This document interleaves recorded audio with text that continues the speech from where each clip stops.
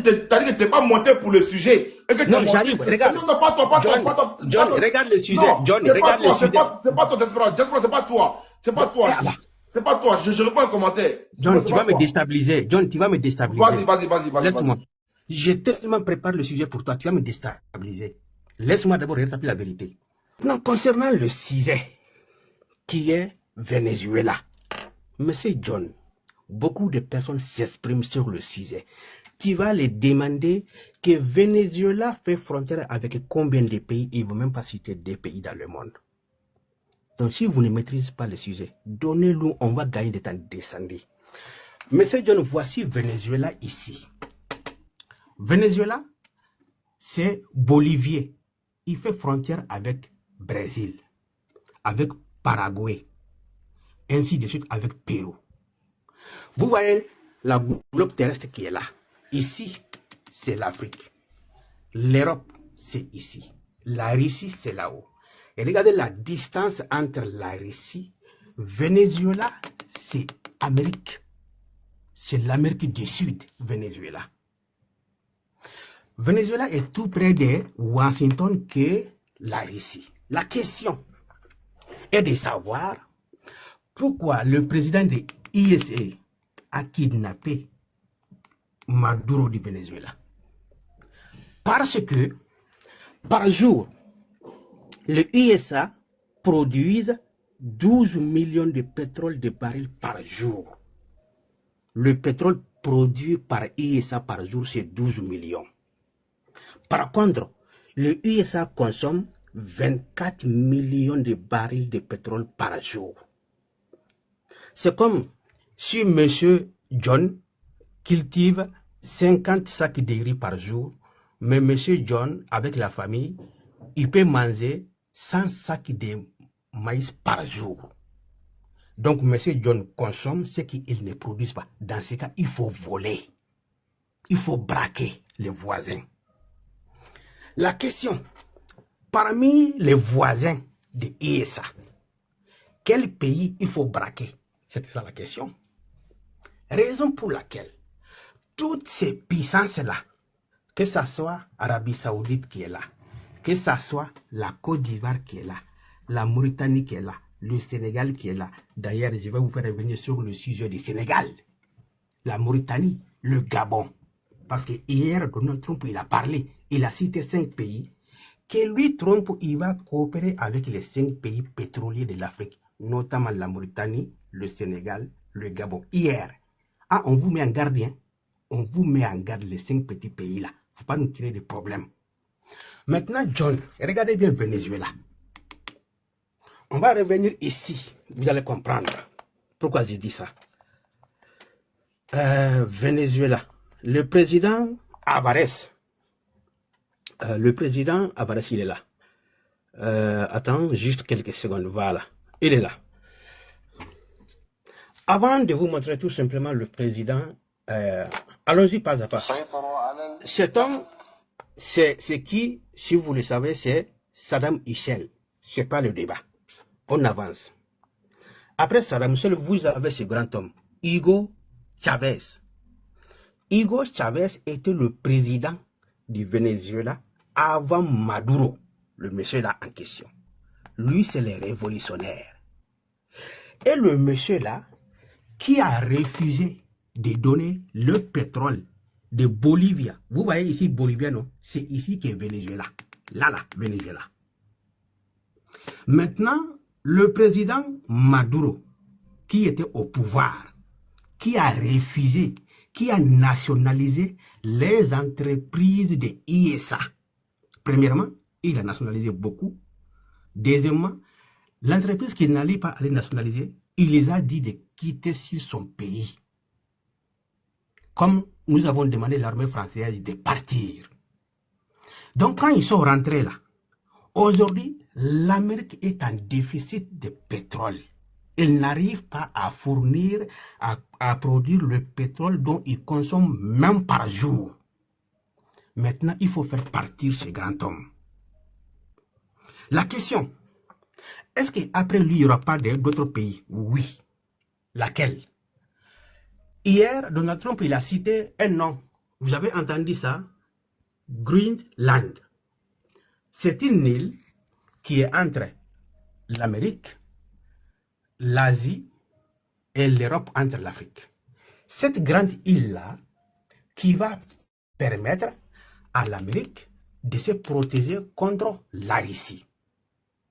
Parce que c'est une île qui appartenait à un pays européen qui s'appelle Hollande. Et cette île-là qui était pour les Européens, il y a des ressources minières, notamment il y a le pétrole, il y a le gaz, il y a beaucoup de choses. Mais Trump a dit hier qu'il va récupérer cette île-là et c'est une menace pour toute l'Europe. Mais la question, pourquoi Trump veut mettre la main ici? Parce qu'il y a des navires russes qui s'approchent de cette grande île et c'est une menace pour le continent américain. Raison pour laquelle Danemark, merci bien à Grand Idiotim, je me suis trompé de son nom, ce n'est pas Hollande, c'est Danemark.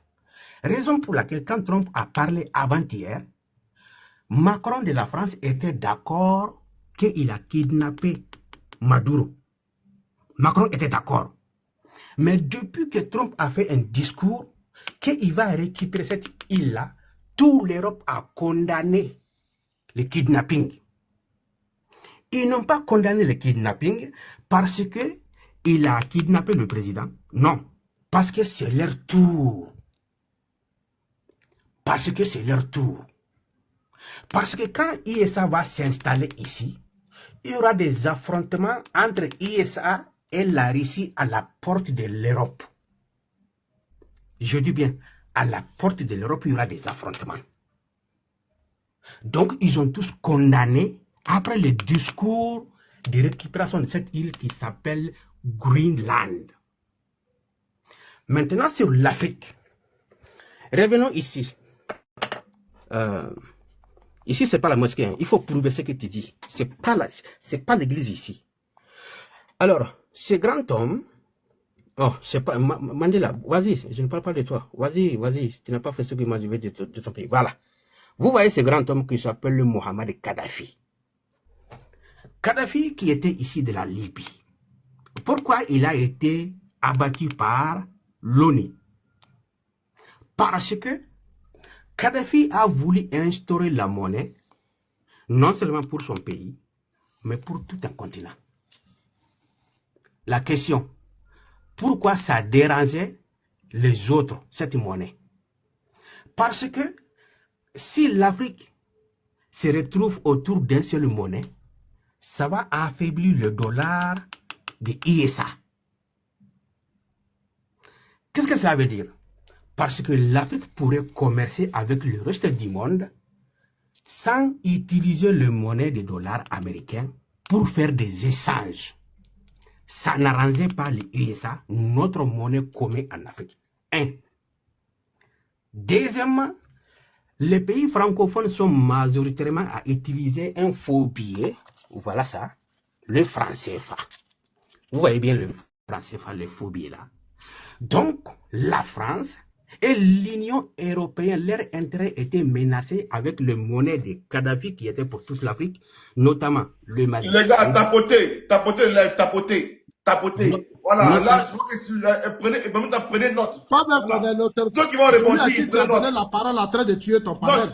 On prend note. On prend le panel. Zasso va allumer la télé après. Prends note, Zasso. On prend note. Les gars, tapotez. On y va. Vas-y, Diaspora. Effectivement, notamment le Mali. Ah là. Mais c'est qui m'appelle comme ça? C'est pas l'heure de ton conférence. Je vais revenir. Il faut commencer. J'arrive dans 30 minutes. Donc, acceptez quand même 20 minutes de retard. Alors, concernant le Mali, le Sénégal, la Côte d'Ivoire, le Bénin, le Togo, le Niger, jusqu'à le Tchad, le Cameroun, ainsi de suite, l'Afrique centrale, et tous ceux qui consomment le franc CFA, les faux billets là, c'est l'intérêt de la France. Et l'Occident, l'Europe, ils prennent les ressources minières de tous ces pays-là pour donner le faux billet. Et la monnaie de Kadhafi, qui allait être pour toute l'Afrique, allait détruire cette vol de l'Afrique. Raison pour laquelle il y a une coalition entre l'intérêt de l'ISA pour protéger le dollar sur le marché international, pour protéger l'intérêt de l'Europe en utilisant le faux billet, il faut bombarder Kadhafi. Maintenant, la question, c'est le suivant, c'est quel pays?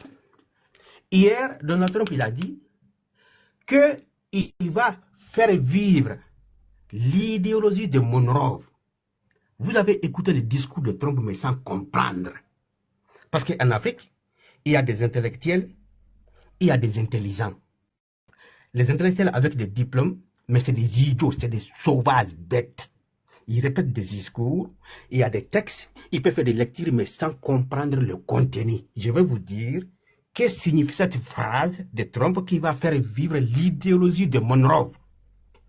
Parce que Monroe était le président de l'ISA à l'époque. C'est un homme, hein? Il était le président avant George Bush, avant tout ça. L'idéologie de ce grand homme, c'était quoi?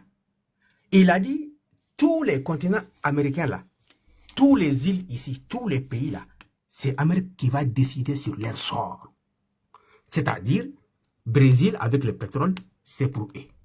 C'est-à-dire, il y a les Antilles, il y a le Paraguay, il y a Argentine, il y a Uruguay, tous les îles, donnez-moi les noms des Caraïbes là, les pays français là-bas là, Martinique, Guadeloupe, tout ça là. Effectivement. Le Drôme. Effectivement. Donc, Trump veut dire que il va diriger le continent. Tous les ressources minières, c'est pour eux. Alors qu'il y a des pays qui sont sur le continent ici, mais on les considère comme la France. Guyane, les Antilles, Danton.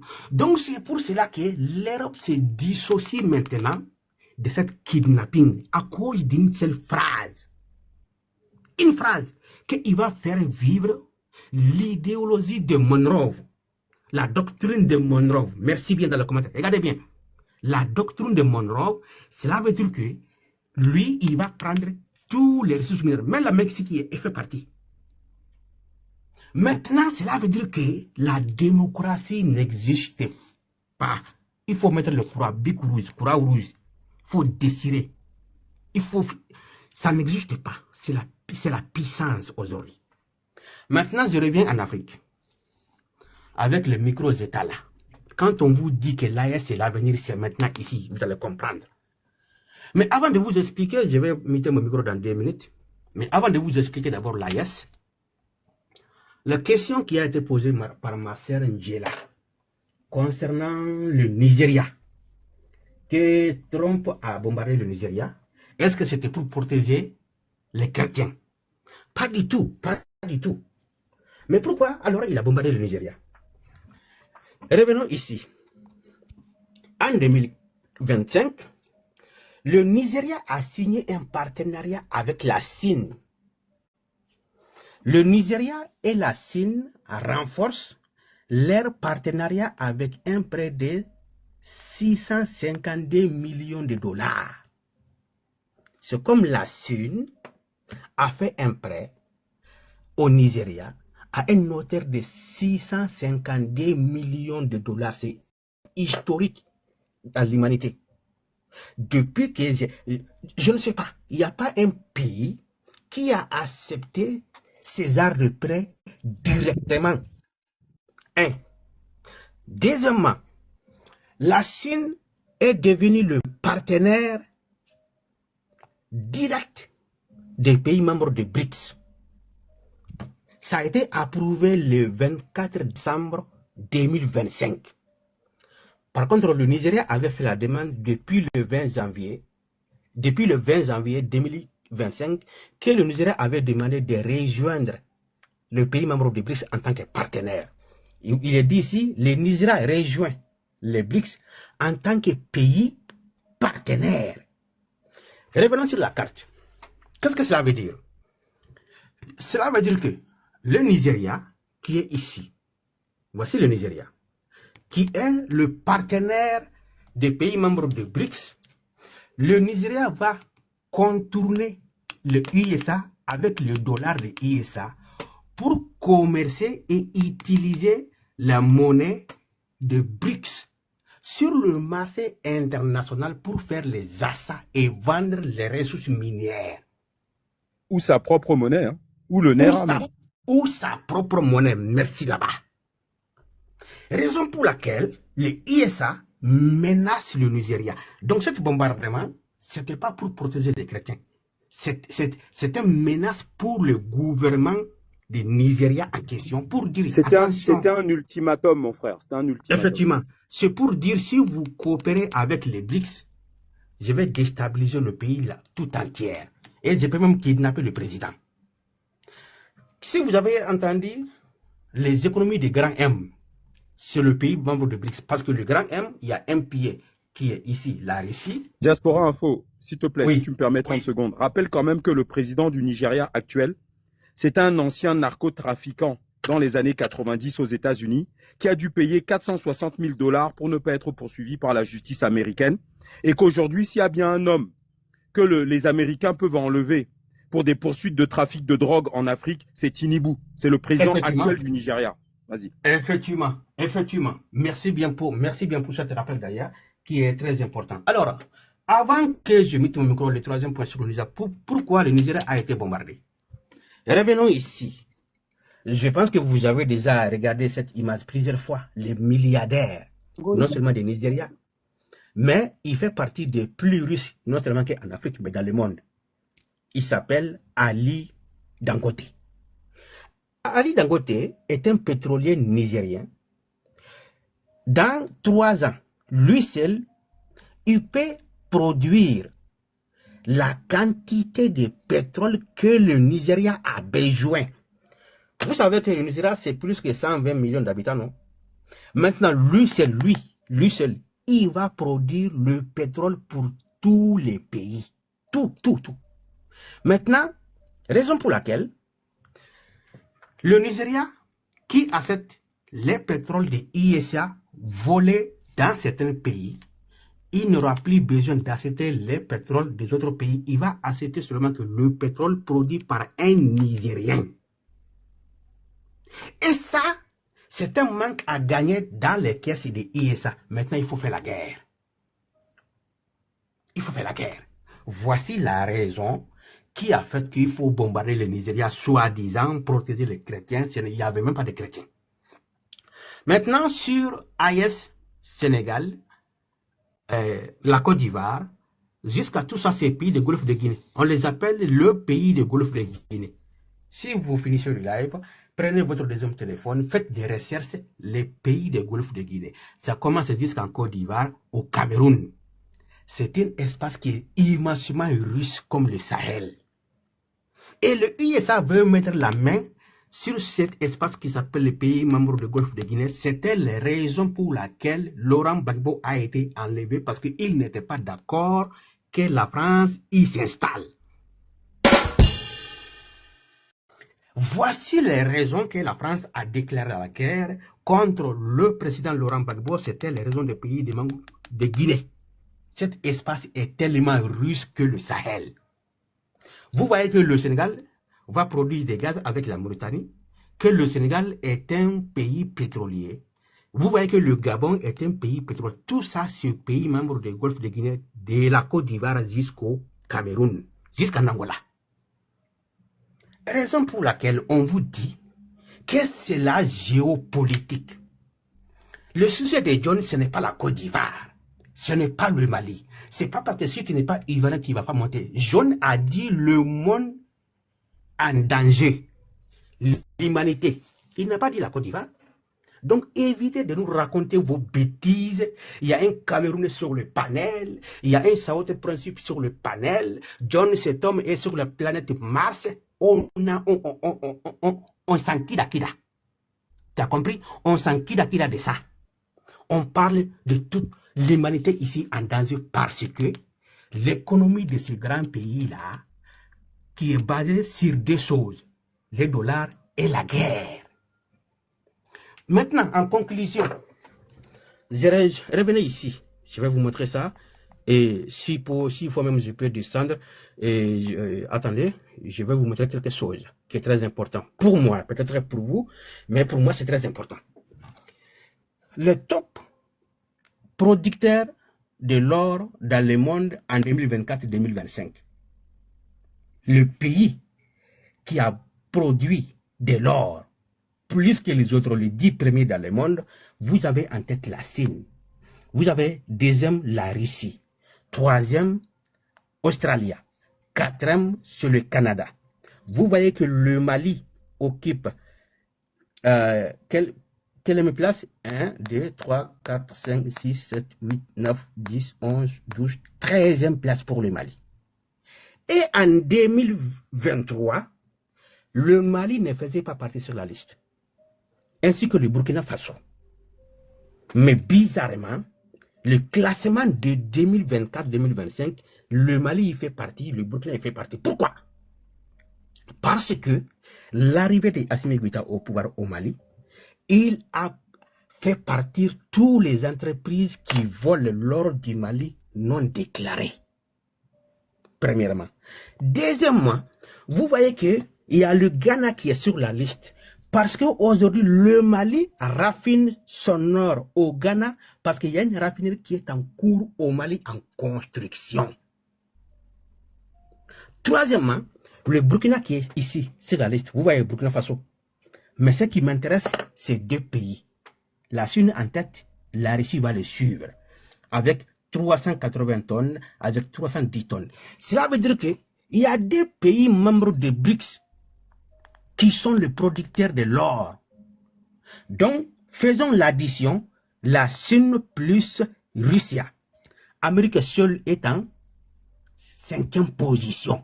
Donc, l'économie des grands M, la Russie, la Chine avec le BRICS, dépasse le dollar de ISA. Parce que la valeur des monnaies, c'est sur l'or. Il n'y a aucune ressource minière qui peut être plus chère que l'or, parce que l'or ne peut chuter. Pétrole aujourd'hui, si ça monte, demain ça peut chuter. Mais l'or, c'est inévitable, ça ne fait que monter. Ça ne fait que monter si tu as de l'or. Aujourd'hui, si le kilo c'est 5 000 €, demain c'est 10 000. À partir de 2025, c'est 50 000. Diaspora, excuse-moi une question. La Chine, oui. La Chine a des mines d'or chez eux. C'est une question qui revient beaucoup en commentaire et c'est important. Elle rachète, la Chine achète beaucoup d'or. Merci bien. Voilà. Merci non, bien, c'est une question qui est importante pour que tout le monde fasse. Merci, Étoile. Effectivement, c'est une question qui est super intéressante, mais peut-être dans le deuxième prise de parole, je vais essayer de, parce que j'ai déjà donné ma parole que dans 2 minutes, je mets mon micro, je vais conclure tout simplement, mais je note la question, le deuxième tour. Maintenant, la question, l'économie de ISA, qui est basée sur deux choses. Premièrement, les dollars. Deuxièmement, sur les armes, parce que si tu n'es pas d'accord avec eux, on te kidnappe, assassinat, coup d'État, la rébellion, terroristes, ainsi de suite. Vous avez compris. Maintenant, notre monnaie de AES, qui va révolutionner l'Afrique. Mais pourquoi? Parce que vous allez voir, sur le marché international, avec la Banque centrale du Mali, Banque centrale du Burkina et du Niger, ils ne sont pas obligés de passer par le dollar de ISA. Ils peuvent commercer avec la banque de BRICS. Donc, le ISA, il se voit en déclin. Parce qu'il y a beaucoup de pays qui contrôlent aujourd'hui leur monnaie. Mais la question qui m'a été posée hier, j'en profite ici pour répondre. Mais pourquoi c'est ISA qui décide dans le monde? Ils s'autorisent pour décider. Parce que l'humanité utilise le dollar comme monnaie d'échange sur le marché international. Donc c'est à cause de ce dollar que le USA se croit supérieur qu'à tout le monde. Raison pour laquelle le BRICS décide de créer leur monnaie pour ne pas utiliser le dollar. C'est pour cela, si un pays rejette le dollar, tout de suite on va kidnapper le président ou bien on va dire le président. Mais pourquoi Bolivie? Bolivie, c'est Venezuela, ceux qui n'ont pas compris. C'est République de Bolivie. Ce pays-là, ils ont signé un partenariat avec la Chine. La Chine a envoyé 150 000 Chinois dans ce pays pour former les ingénieurs. Ce que les médias ne vont pas vous dire. Attention, La Chine n'a pas envoyé 150 personnes, 150 000 pour former les scientifiques de ce pays-là. Donc, dans 5 ans, dans ce pays-là, il n'y aura que des scientifiques pour développer le pays et dépasser les USA. Ils n'auront pas besoin, les scientifiques de ce pays, pour faire la production de pétrole. Et la terre rare, la terre de ce pays est riche en agriculture aussi. Donc, ça va aussi concurrencer la sous-région. C'est comme le cas du Mali, ça a contaminé le Burkina, ça a contaminé le Niger, ça va contaminer d'autres pays. Donc, le USA a compris que, attention, si nous avons laissé le Venezuela de se former par les Chinois, le suivant c'est qui? C'est Brésil. Après c'est qui? C'est Paraguay. Après c'est qui? C'est Pérou. Donc, pour empêcher la révolution de tout ça, où la Colombie, Venezuela, Guyane, Suriname, tout ça, maintenant qu'est-ce qu'il faut faire? Il faut faire partir le monsieur qui a cette idéologie. Il y a une phrase qui m'a beaucoup intéressé dans son discours de Trump le bête, le cochon. Il a dit que le USA ne va jamais accepter qu'un dirigeant qui a l'idéologie de Maduro de prendre la tête. Mais cette phrase devrait vous interpeller. Mais quelle est l'idéologie de Maduro? C'est ça la question. Ils n'ont pas kidnappé parce qu'il a fait 3e mandat. Non, non, non, non. Ils l'ont kidnappé par rapport à son idéologie. Raison pour laquelle nous devons chercher à comprendre c'était quoi le programme de ce pays-là et nous devons adopter chez nous en Afrique. En conclusion, ceux qui me demandent, il faut citer, faites votre demande. On va vous écouter sur le panel avec votre analyse à la con. J'essaie de vous expliquer. Maintenant, en conclusion, sur le Cameroun. Ah, le Cameroun. Paul Biya. Ça a été dit sur le panel. Ah oui, Fétis, parle-nous du Cameroun. Mais pourquoi Paul Biya avait 40 ans au pouvoir? Ouvrez vos oreilles et vos esprits. Paul Biya est au pouvoir jusqu'à présent parce que la constitution du Cameroun a autorisé à tous les candidats du Cameroun de se représenter à plusieurs reprises. Donc, le dépôt de candidature est illimité. C'est pas comme moi, mon pays. Le président peut se présenter que 2 mandats. Si tu dépasses ça, on peut te faire partir par la rébellion, par le coup d'État. Soit tu te maintiens avec la force, comme il y a un qui a fait le 4e mandat. Mais il est illégitime parce que ce n'est pas permis dans son pays. Mais au Cameroun, c'est autorisé noir sur blanc qu'un président peut se présenter 50 fois. Donc Biya n'est pas illégitime, premièrement. Deuxièmement, sur le Cameroun, ce qu'ils nous disent, pour finir, enfin, pour finir, mais Fétis, parle-nous de Cameroun. Moi, je vous lance un défi. Faites un live et invitez Fétis. Si il ne va pas venir, il va venir. Mais le sujet d'ici, ce n'est pas le Cameroun. Pourquoi parler seulement que de ça? On parle de l'humanité ici, c'est la géopolitique. Posez des questions sur le Cameroun, si il va fuir, il va répondre. Mais si vous n'avez pas d'argument, évitez de nous raconter des sottises sur le panel. On a dépassé ça. Évitez de nous rappeler qu'il est malien. On parle de le monde. En conclusion, M. John, et en conclusion à ma sœur Elisa et ma queen Ndjela et à la Lyon et à toutes les femmes et les hommes du panel, ainsi que dans les commentaires, voici ma façon de comprendre la géopolitique et non les bavardages.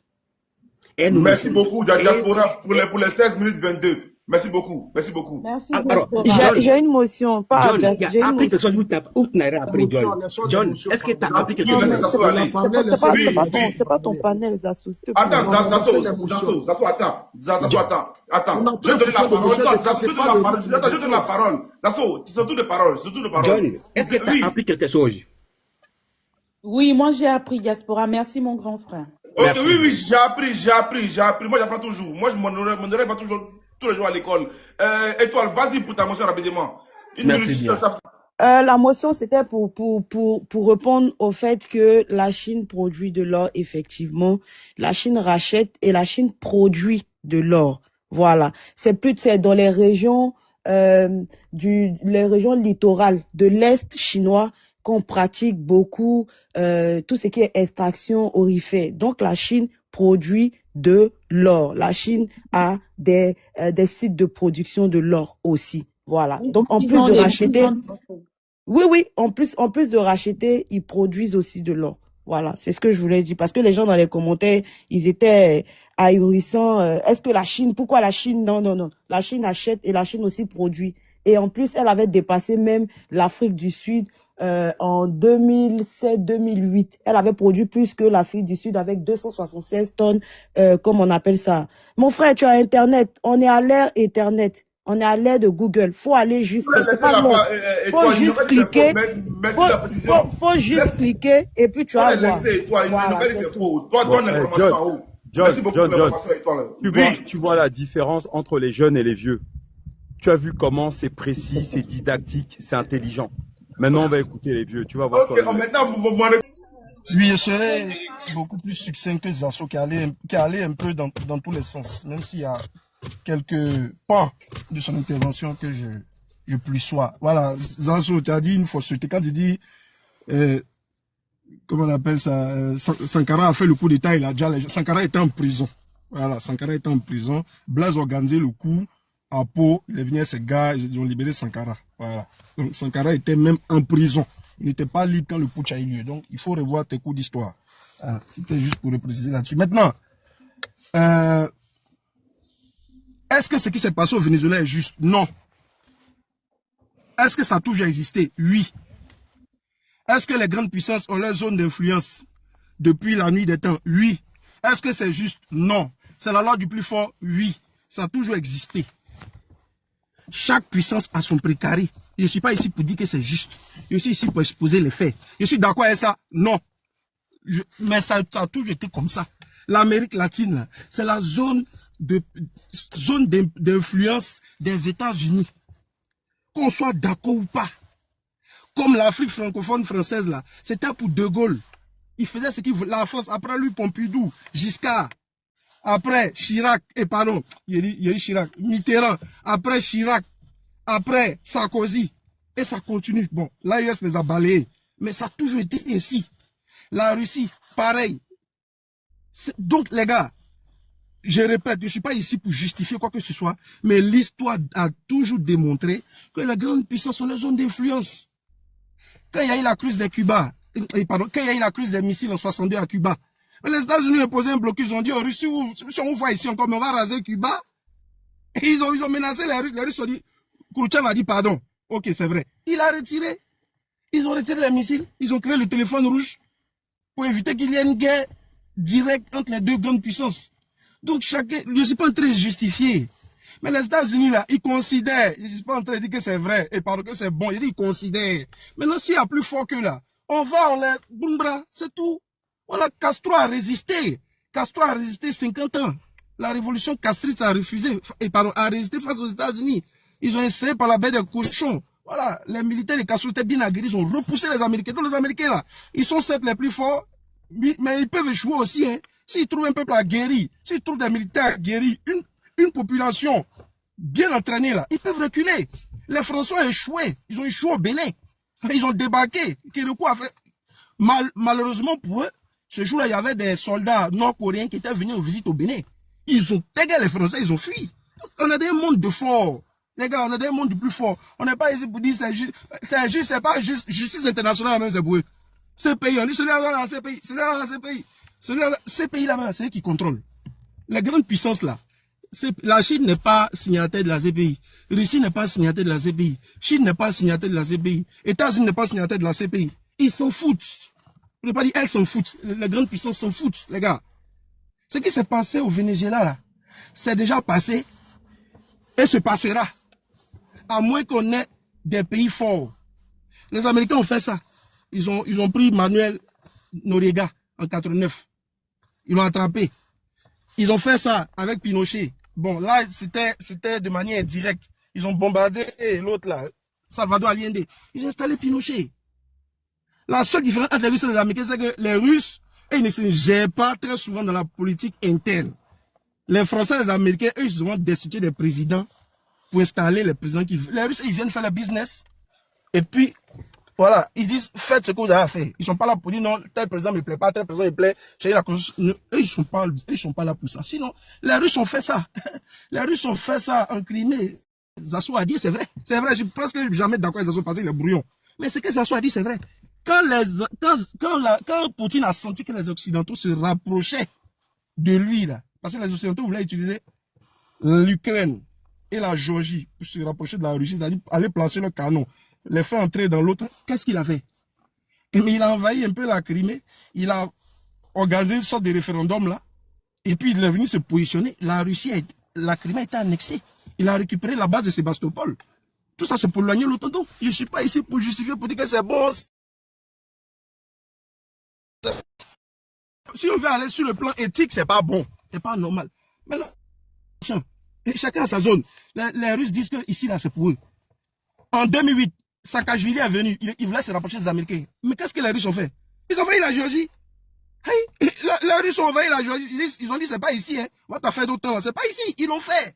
Les Russes ont envahi la Géorgie. Ils ont annexé 2 régions. Ils disent que c'est les régions russophones. Ils ont pris. Ils ont mis ça dans la Russie. Bon. Vraiment, ce monde-là, c'est un monde pas catholique. Donc, c'est à nous, voilà, de nous forger, voilà, d'avoir des... Le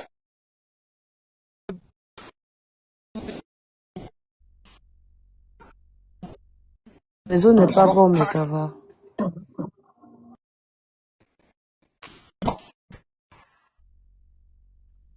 Mais ça va, ton réseau... Oui, là, ça va maintenant. Termine. Allô, tu m'entends? Allô? On t'entend maintenant. Oui, c'est bon, c'est bon. Voilà. Ah, c'est que... Vas-y. Je disais, donc je disais, ce que les Américains ont fait à Cuba est une action indécente, certes, parce que eux, la différence entre eux et les autres, c'est qu'eux, ils vont pour destituer les présidents.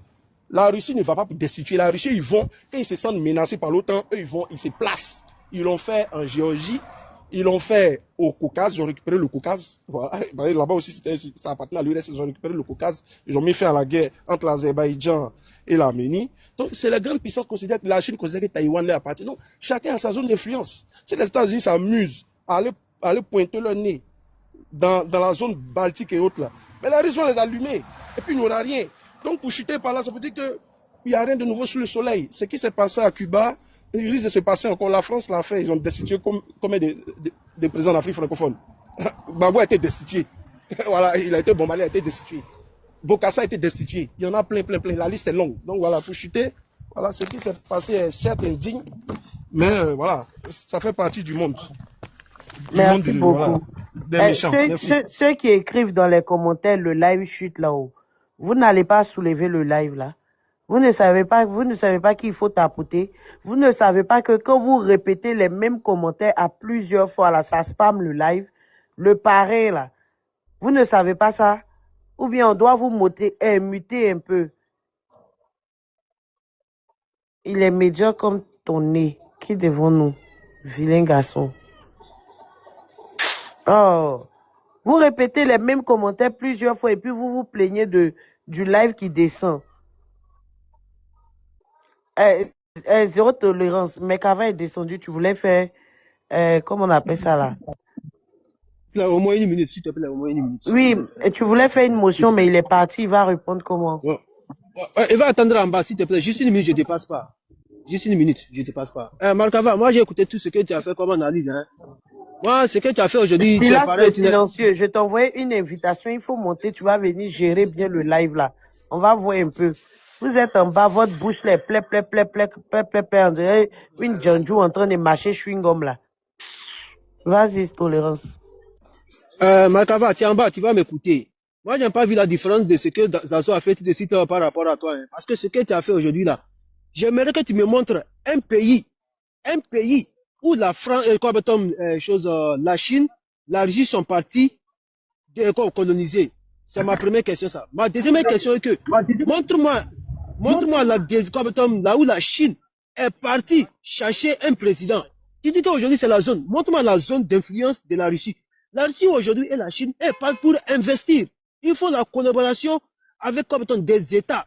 Mais aujourd'hui, ce qui fait la différence, c'est que les États-Unis, ils partent dans un pays pour semer la terreur, la barbarie, la cisanie, dégager le pouvoir en place. Est-ce que la Chine et la Russie font les mêmes choses? Mais la Chine, dans tous les zones où la Chine passe, c'est pour aller faire des accords, des contrats, signer des accords avec des pays. Mais ce n'est pas la même chose que les États-Unis font. C'est que si aujourd'hui tu veux comparer les trois puissances, c'est pas les mêmes choses. Parce qu'aujourd'hui, la Chine et la Russie n'ont jamais s'intéressé de la politique interne des autres pays.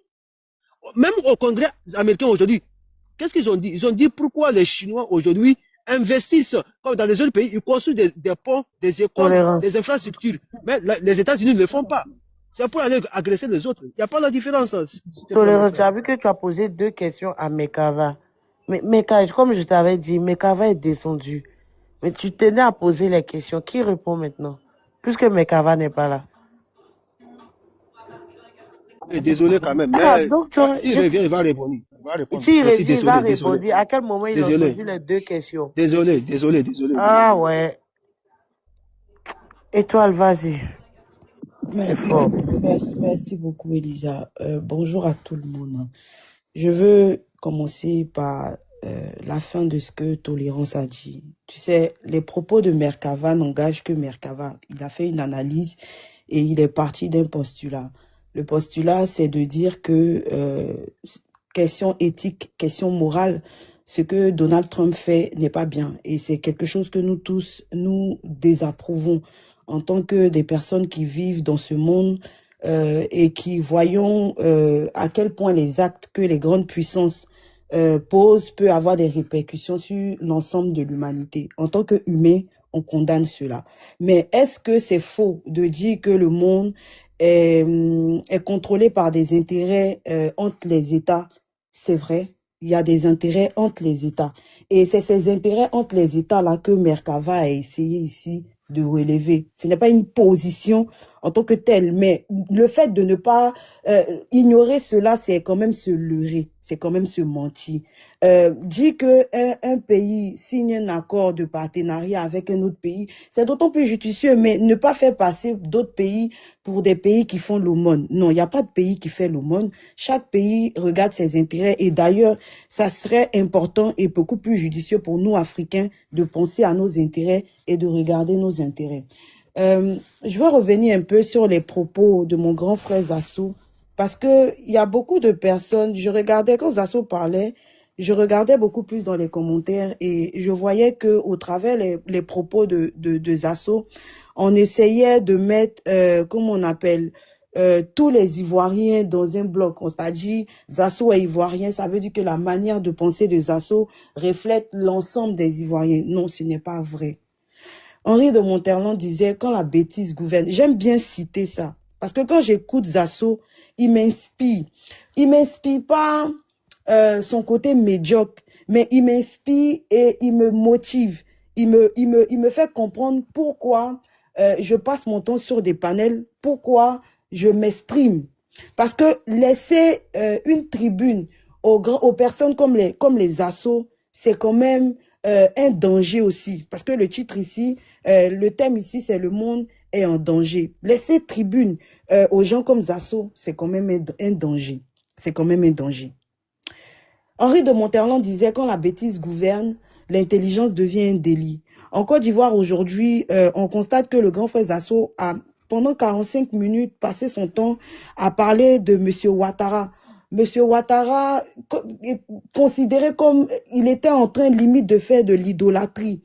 Mais quand on commence à faire de l'idolâtrie, on obscurcit sa raison, sa pensée. Ça veut dire qu'on n'est plus capable de réfléchir par soi-même, de comprendre des choses par soi-même. Et une fois que tu ne réfléchis pas par soi-même, que tu ne commences pas à penser par toi-même, ça veut dire que tu penses pour les autres. Et tu penses pour faire du bien aux autres. Tu n'es pas enraciné, tu n'es pas, je veux dire, concis. Et tu ne te... Comment je peux dire? Tu ne te mets pas dans une posture, comme on appelle ça, rationnelle, tu prends parti. Dans les propos qui sont dits, si tu veux, comme on appelle ça, déconstruire le grand frère, vaut mieux, tu prends les propos étape par étape et tu déconstruis. Parce que tout à l'heure, Diaspora a fait un déroulé. Il est parti d'un point A pour aller à un point B. Et pendant qu'il parlait, on avait l'impression de se balader de là à là à là, jusqu'à la conclusion, revenir au fait que voilà. Quand tu te comportes comme ça, on considère que tous les Ivoiriens sont comme ça. Non, tous les Ivoiriens ne sont pas comme ça. Et c'est pour ça que je disais, j'ai donné la citation de Henri de Monterland, parce qu'en Côte d'Ivoire, d'aucuns peuvent parler de Houphouët-Boigny, parce qu'un homme a des défauts et des qualités. C'est ce qui fait de nous des hommes. On n'est pas parfait, parce que la perfection n'est pas le propre de l'être humain. On n'est pas parfait. On a nos défauts. Mais Houphouët-Boigny, étant le président, le père de la Côte d'Ivoire, a apporté à la Côte d'Ivoire une certaine connaissance et une certaine qualité d'intellectuel ivoirien dans le temps. J'ai dit ça ce matin sur le panel de mon grand frère. Je dis, dans les années 60 jusqu'aux années 90, on avait une qualité d'ivoirien, d'intellectuel ivoirien qui ne parlait pas de cette manière. D'aucuns pourront dire au hasard ou au hasard. Mais on avait une qualité d'ivoirien qui était critique. Parce que l'esprit critique revêt de l'esprit du raisonnement, de la raison, de la pensée, de l'intelligence. L'intelligence, c'est quelque chose que tous les humains ont. Le fait de ne pas vouloir évoluer est une décision, soit de sagesse ou de sottise.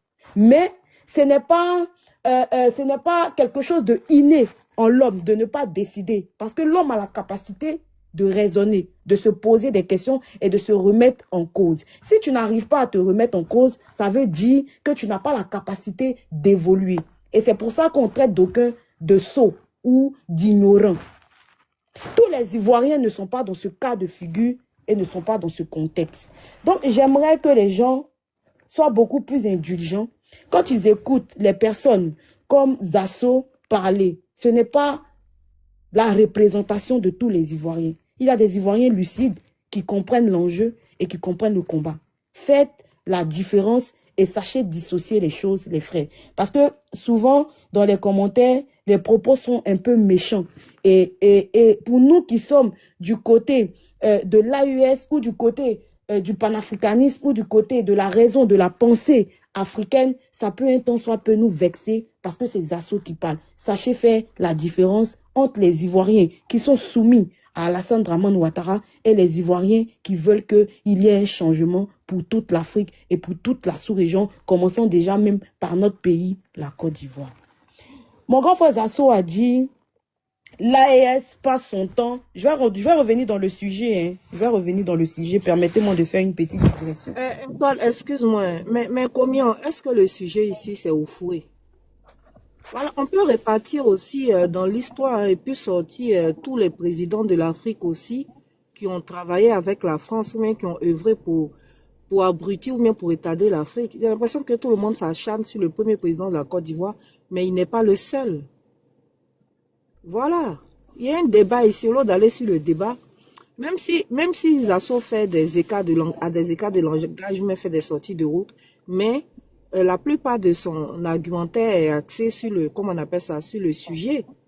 Voilà, mais vous, quand vous montez, à cause de Zasso, on s'en va jusqu'on insulte le premier président, on fait sortir toute l'histoire de la Côte d'Ivoire, rabaisser la Côte d'Ivoire, piétiner les institutions de la Côte d'Ivoire.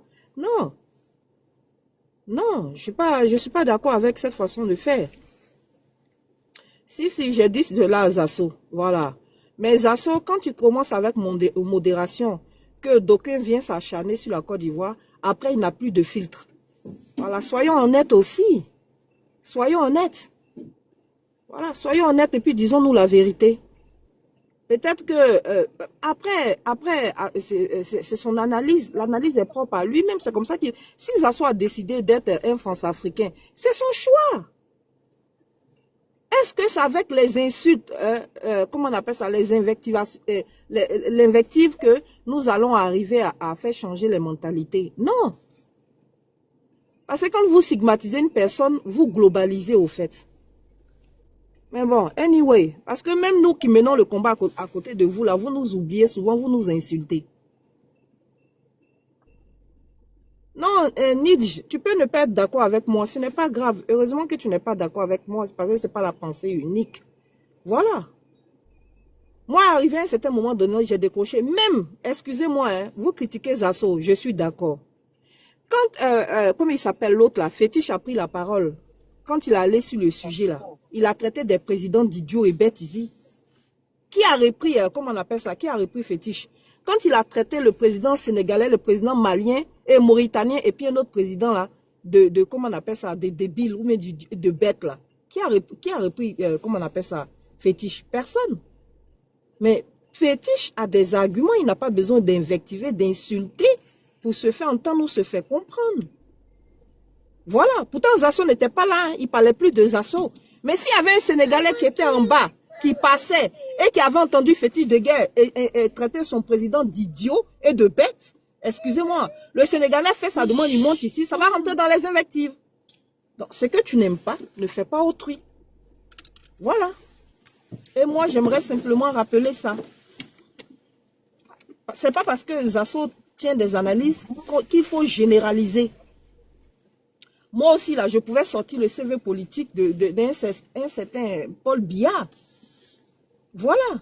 Voilà des jeunes, d'accord, qui parlent d'émancipation, qui parlent de la libération d'Afrique, qui prennent une forme de démocratie à l'africaine, mais qui plébiscitent, qui soutiennent des présidents qui ont fait 40 ans au pouvoir. Des momies qui ne peuvent même pas se lever, mais quand même, ils soutiennent ces présidents-là, diantres.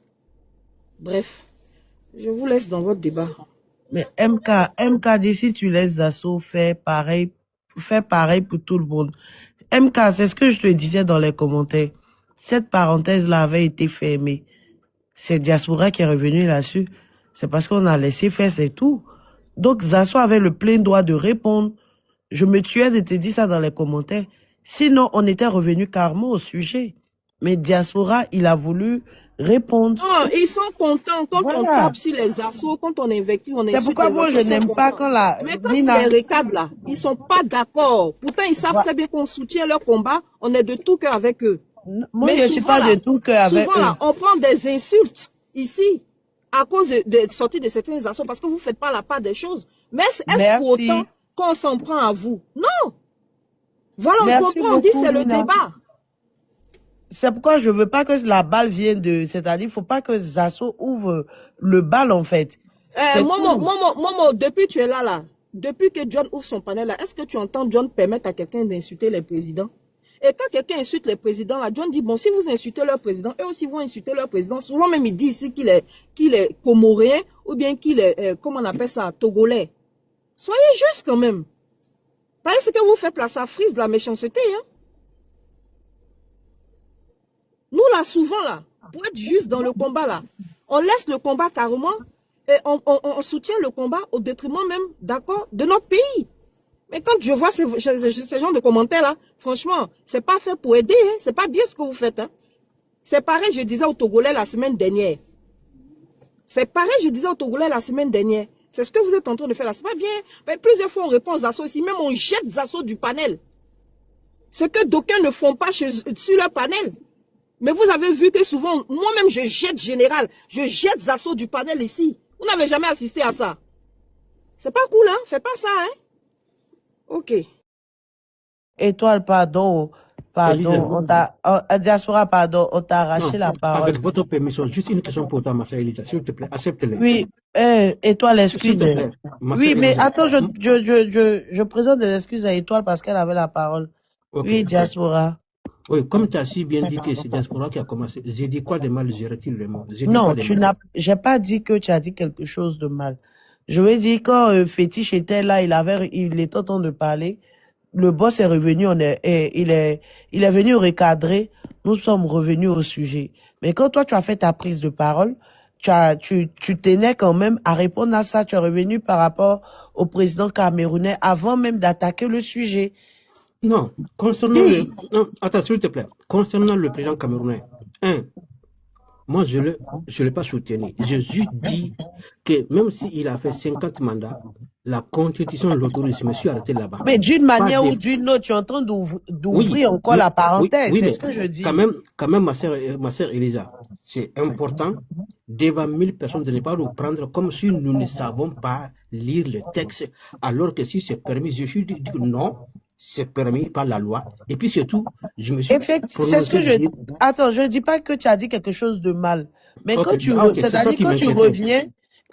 sur le sujet, c'est sur ça, Zasso aussi s'est appuyé pour répondre aussi. Ma soeur, avançons. Ce que moi je vais dire aux commentaires, tout simplement, ne mélangez pas le peuple ivoirien avec certaines personnes qui ne sont pas d'accord avec nous. Même moi qui est malien là, il y a des Maliens qui ne sont pas avec nous. Il y a des Burkinabés qui ne sont pas avec nous. Ainsi qu'il y a des Nigériens qui ne sont pas avec nous.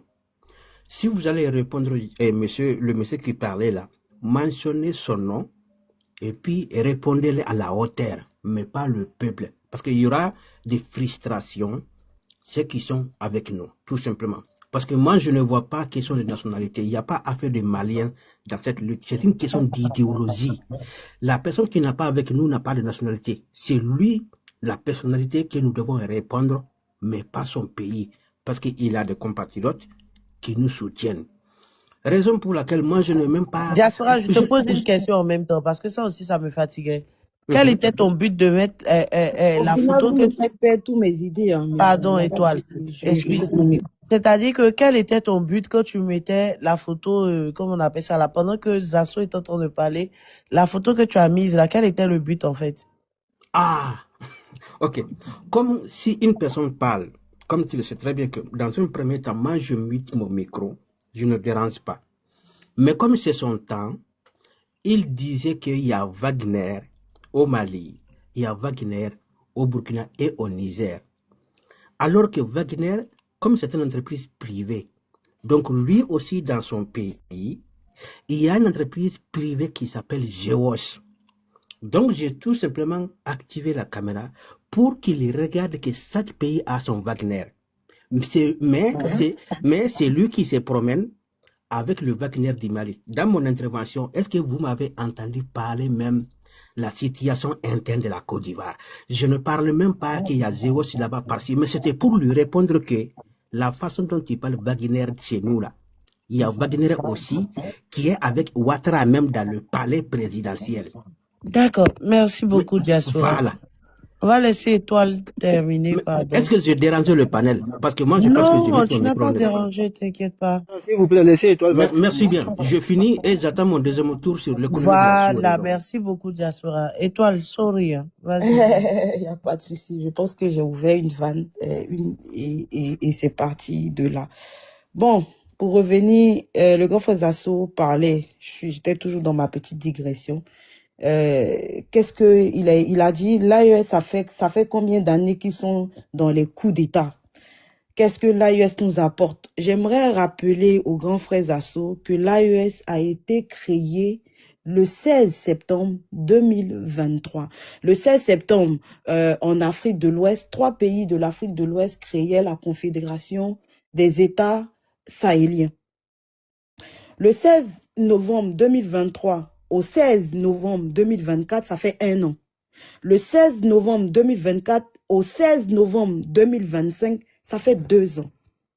Une confédération africaine basée sur l'idéologie africaine qui prône l'unicité, la solidarité entre les peuples africains, s'est vue s'unir pour consolider un lien longtemps chéri par les Africains, parce que nous sommes dans des micro-États.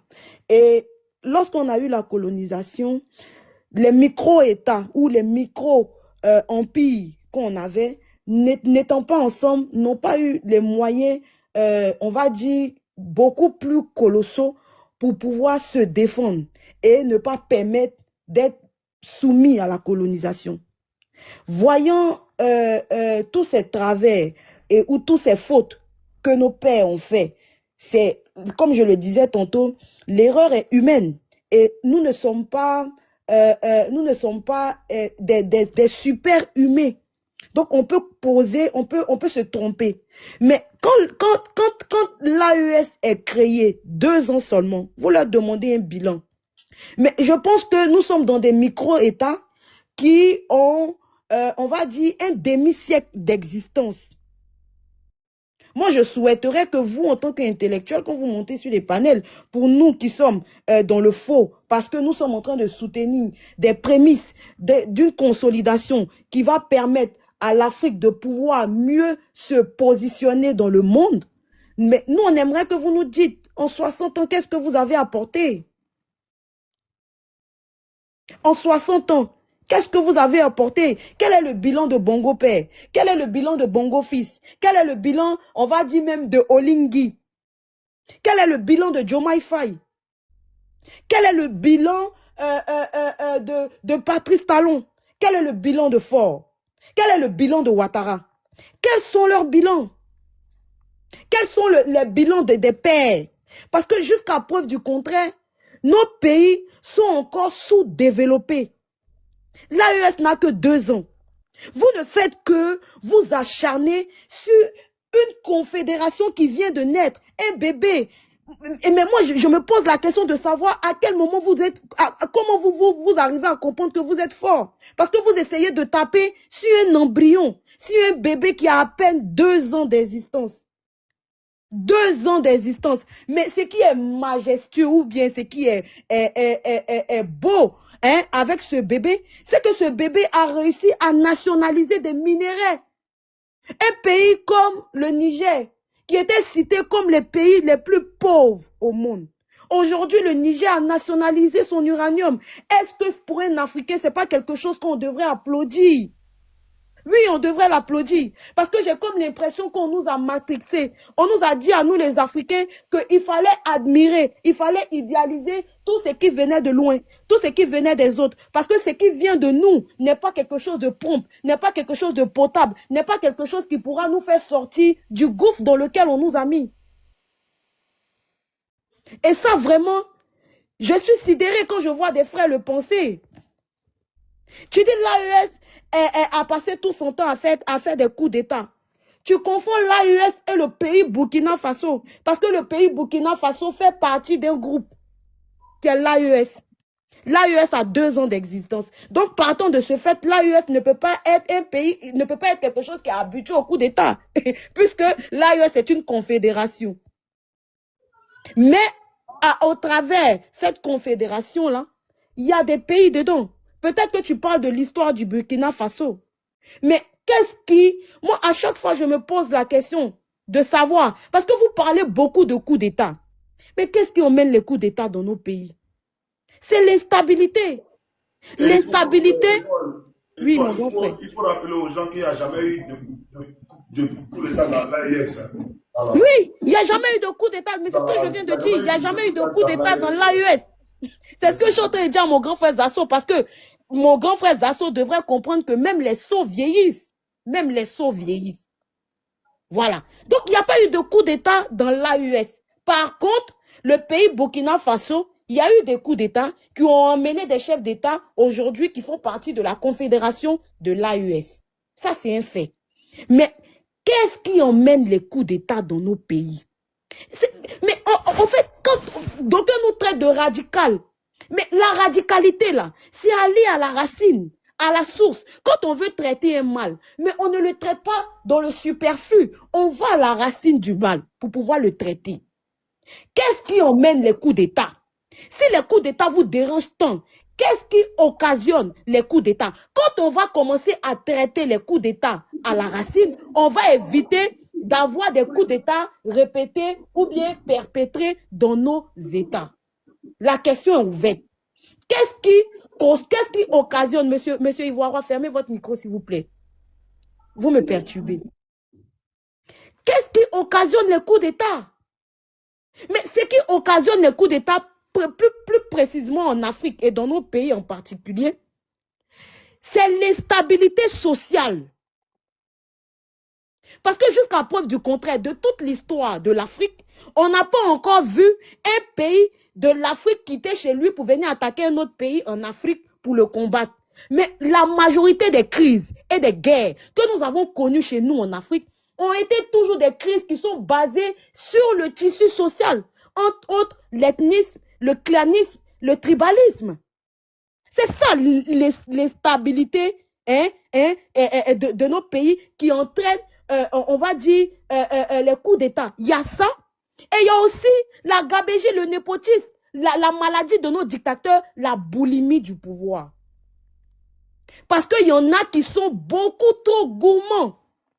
Quand on vit dans une société, aujourd'hui, John a écrit « Le monde est en danger ». Pourquoi le monde est en danger? Je vais revenir dessus, je vais ouvrir une petite parenthèse. Quand on vit dans une société, on est régi par des règles. On est régi par des tests qui nous permettent de pouvoir vivre en société. Par exemple, quand tu sors de ta maison, tu prends ta voiture et que tu conduis, à un feu rouge, tu t'arrêtes.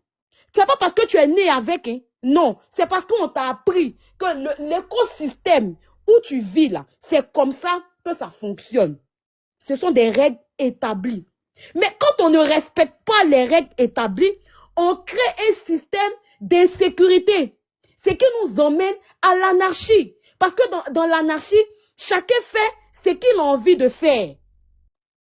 Et aujourd'hui, dans nos pays en Afrique, on a des personnes qui arrivent au pouvoir, qui monopolisent le pouvoir, qui gardent le pouvoir au détriment des autres, qui excluent les autres, qui ne veulent pas discuter avec les autres, qui n'arrivent pas à regarder leurs frères africains dans les yeux. Quand ils parlent, ils sont condescendants, ils sont méprisants. Quand ils parlent de leurs propres frères les autres. Mais est-ce que vous savez que la condescendance et le mépris engendrent des frustrations? Et les frustrations engendrent la haine, et la haine engendre l'instabilité qui devient des coups d'État.